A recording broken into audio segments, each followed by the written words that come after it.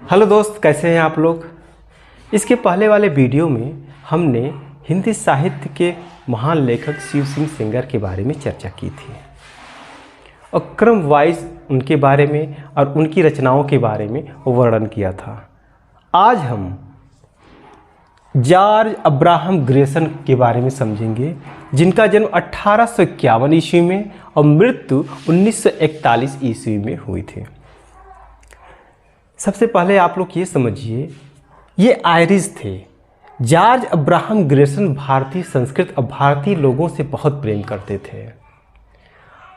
जब ये भारत में आए तब ये अंग्रेज़ों के समय के ICS सर्विस में थे और जहाँ पर भी इनकी नियुक्ति होती थी वहाँ की भाषाओं को ग्रहण करने की कोशिश करते थे, समझने की कोशिश करते थे और ज़्यादातर समय इनका इसी में जाता था। यहाँ के कल्चर को, यहाँ के लोगों को, यहाँ के भाषाओं को जानने का ये बहुत प्रयत्न करते थे और समझे भी।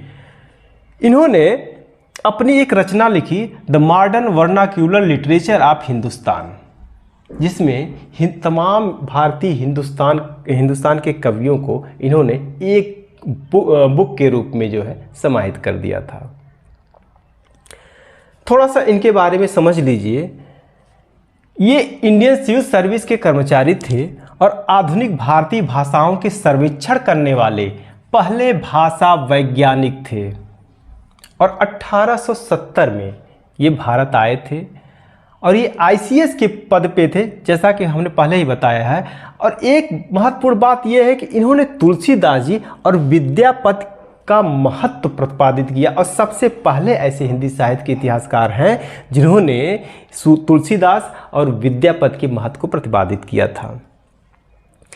इन्होंने अपनी पुस्तक में 952 कवियों का वर्णन किया है और सर्वप्रथम हिंदी साहित्य का नामकरण किया और आदिकाल को चारण काल कहा था। ये काफ़ी महत्वपूर्ण है। पहले ऐसे इतिहासकार हैं, इसीलिए हिंदी साहित्य के अगर वास्तविक इतिहासकार के रूप में जाना जाता है तो जॉर्ज अब्राहम ग्रेसन अर्थात जॉर्ज ग्रेसन को ही जाना जाता है, क्योंकि इन्होंने सबसे पहले नामकरण किया था और हर युग को अपने हिसाब से नामकरण के रूप में रखा था। इन्होंने आदिकाल को चारण काल कहा था और इससे फायदा आने वाले हिंदी इतिहासकारों को काफ़ी ज़्यादा हुई थी। इन्हीं के इतिहास को, कुछ चीज़ों को लेकर के इन्होंने बाद के आने वाले जो हिंदी साहित्य के इतिहासकार हुए, संशोधन करके हिंदी साहित्य के इतिहास को लिखा था। ये लिंग्विस्टिक्स एवं सर्वे ऑफ इंडिया के प्रणेता के रूप में जाने जाते हैं।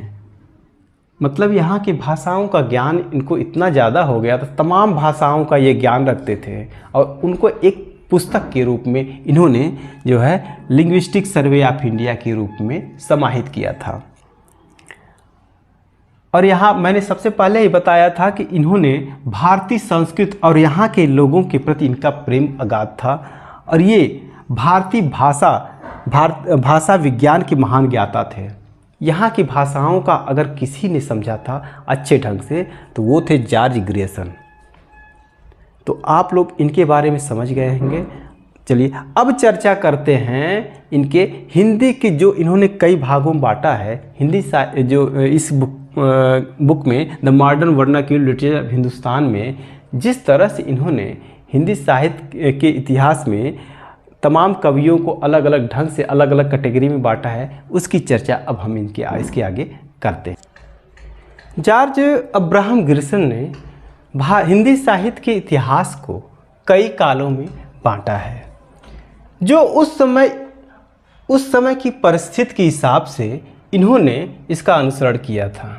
काल विभाजन में सबसे पहला काल इन्होंने चारण काल के रूप में रखा है, जिसका समय इन्होंने 700 ईस्वी से 13 ईस्वी निर्धारित किया है।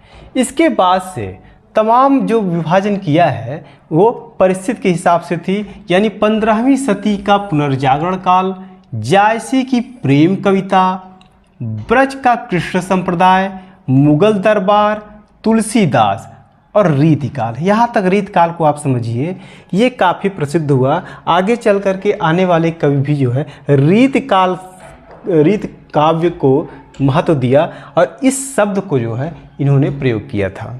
जैसे रामचंद्र शुक्ल ने रीत काल कहा है। तमाम ये सब चीज़ें जो है इन्हीं के इतिहास से ली गई थी। तुलसीदास के अन्य परवर्ती 18वीं शताब्दी कंपनी के शासन में हिंदुस्तान और महारानी विक्टोरिया के शासन में हिंदुस्तान। दोस्तों यहाँ समझने वाली ये बात ये है कि चारण काल जिन्होंने कहा है, और बाद में चल करके अनेक हिंदी साहित्य के इतिहासकारों ने भी चारण काल नाम दिया, आदिकाल को चारण काल नाम दिया। तुलसीदास जी के महत्व को ये बहुत समझते थे, इसीलिए इनकी सभी कविताओं को मुख्य रूप में रख करके जो है इन्हीं के आगे और पीछे वाले कविताओं को, जैसे तुलसीदास लिखा है इन्होंने, फिर तुलसीदास के अन्य परवर्ती, इसी तरह से जो है इन्होंने तुलसीदास के बाद के और पहले की कविताओं को लिखा है और तुलसीदास का एक पूरा काल ही निर्धारित कर दिया है।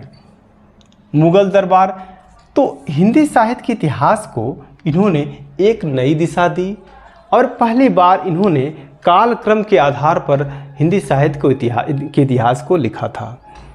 तो आप लोग समझ ही गए होंगे कि ये काफ़ी महत्वपूर्ण थे और जॉन अब्राहम ग्रियर्सन जो है भारतीयों से अगाध प्रेम करते थे और इन्होंने पहली बार कालक्रम निर्धारित किया और इनसे तमाम सारे प्रश्न भी आते रहते हैं और हमें विश्वास है कि आप लोगों को पसंद आया होगा। आप शेयर ज़रूर करिएगा, कमेंट करिएगा और सब्सक्राइब ज़रूर करिएगा और लाइक करिएगा और बताइएगा कि कैसा आप लोगों का वीडियो रहा। बल्कि मैं कहूँगा कि आप लोग इसका स्क्रीनशॉट वगैरह हालांकि बुक में भी मिल जाती है, लेकिन हमने जिस क्रम से बताया है उस क्रम से बुक में मिलती भी नहीं है। तो इसका और इसके पहले वाले जो जितने भी वीडियो हमने बनाया है उसका आप स्क्रीनशॉट ले करके भी आप पढ़ाई कर सकते हैं और डाउनलोड भी कर सकते हैं, ठीक है। और फिर आगे वाला वीडियो, इसके बाद वाला वीडियो हम बनाएंगे। Thank you.